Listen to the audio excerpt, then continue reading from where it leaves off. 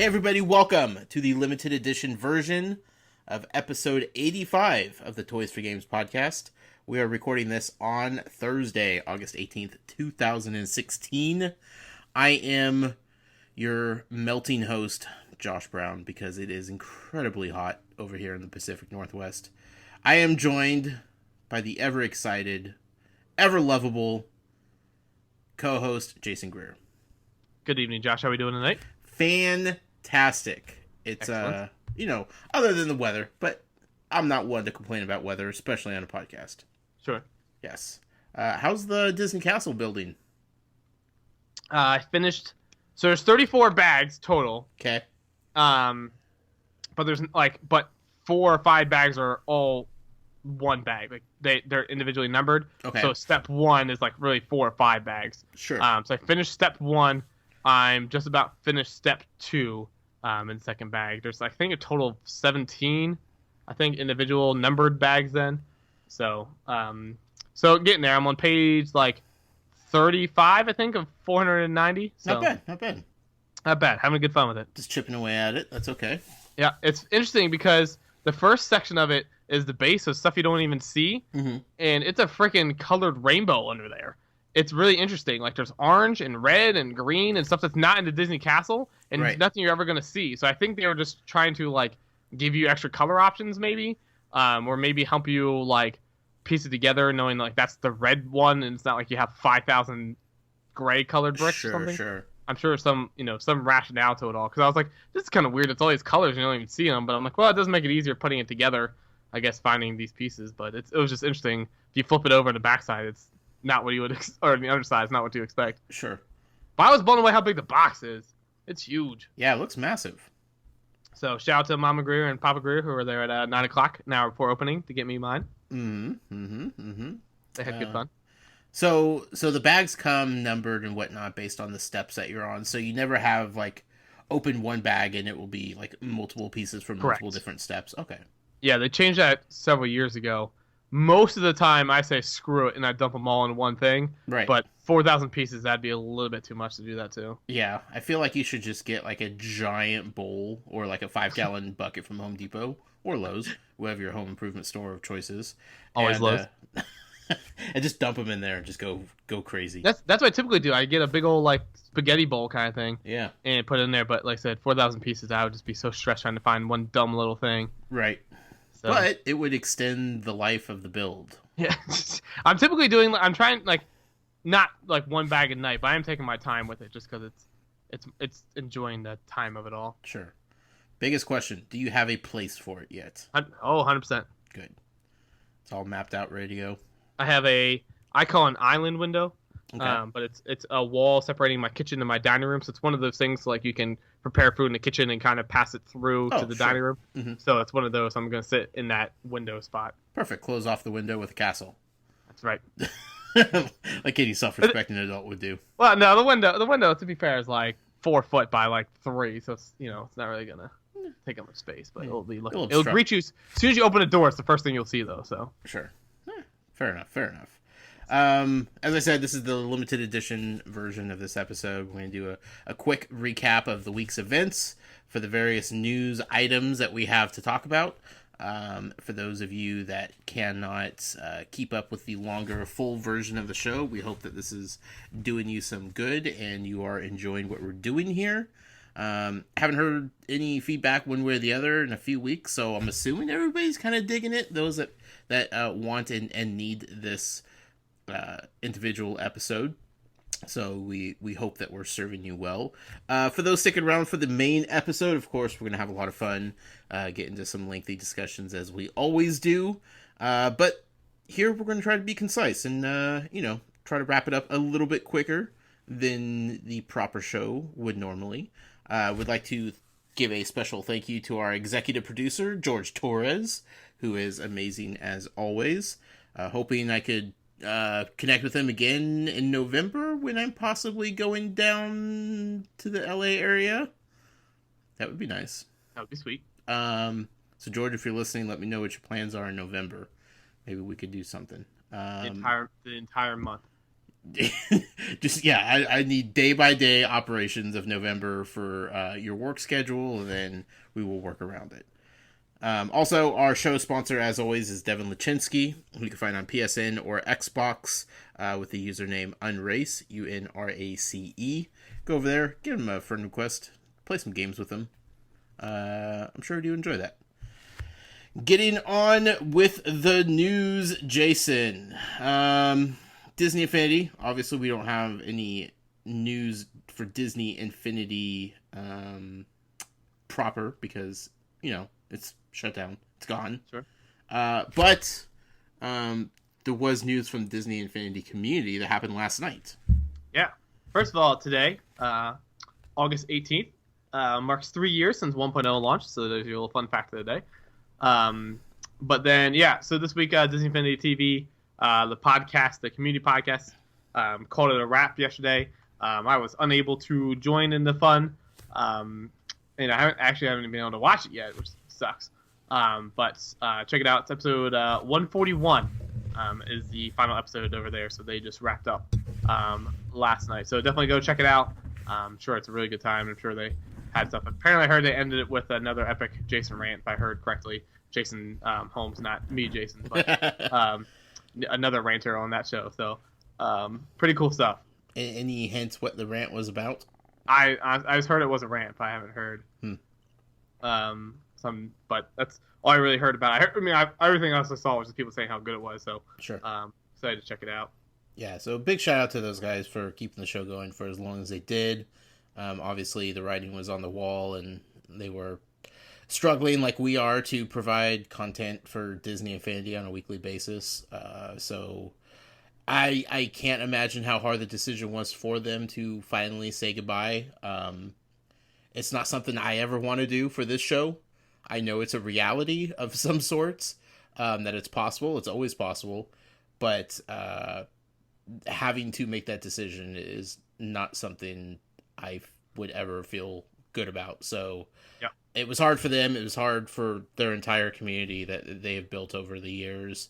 So big thank you to them for everything that they've done and kind of providing the roads and avenues for a show like us to pop up and talk about silly little toys, because they were there before us and they were doing a mighty fine job all the way to the end. So yeah, and they also have a Lego Dimensions podcast. Some of them do also Inside Dimensions, right? Inside Lego on Twitter. So pretty good show as well. So check that out as well. Absolutely.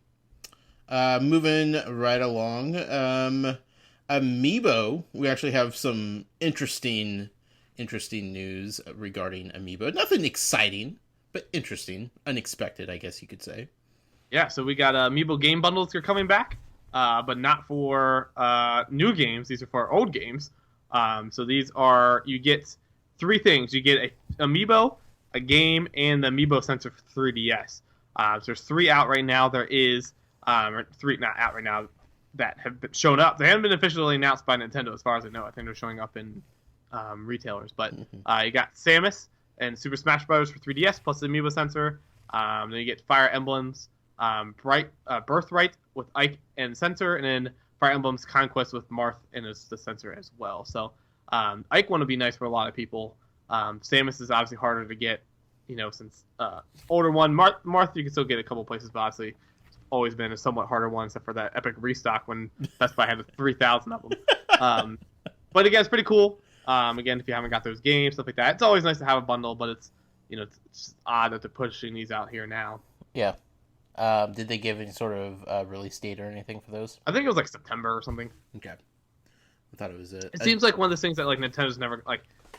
I could see them just not even announcing this. Sure. Just because most people are probably going to complain, Yeah. But it's nice to have. Just don't even announce it. Just put it out in stores. People will find out about it. They'll put out a tweet on the day that they come out and be like, "Hey, these are in store now." Yeah. Thank you, Nintendo. Moving on, let's jump over to Lego Dimensions. Yeah, so Lego Dimensions, the Supergirl finally made an appearance. And on the thing that we originally called, I think, then modified and then called again, Supergirl is indeed coming to PlayStation 4 exclusively in a new repackaged bundle. So exact same starter pack we have now. Mm-hmm. You're just getting Supergirl inside of it. big old debate as far as what's going to be happening with it when exclusivity ends in March. But nothing I want to get into now because it's a whole huge discussion. But Yeah. So at least it's going to be exclusive in that bundle for sure through March. Right. And it comes out on Wave 6 launch day in September. Yes.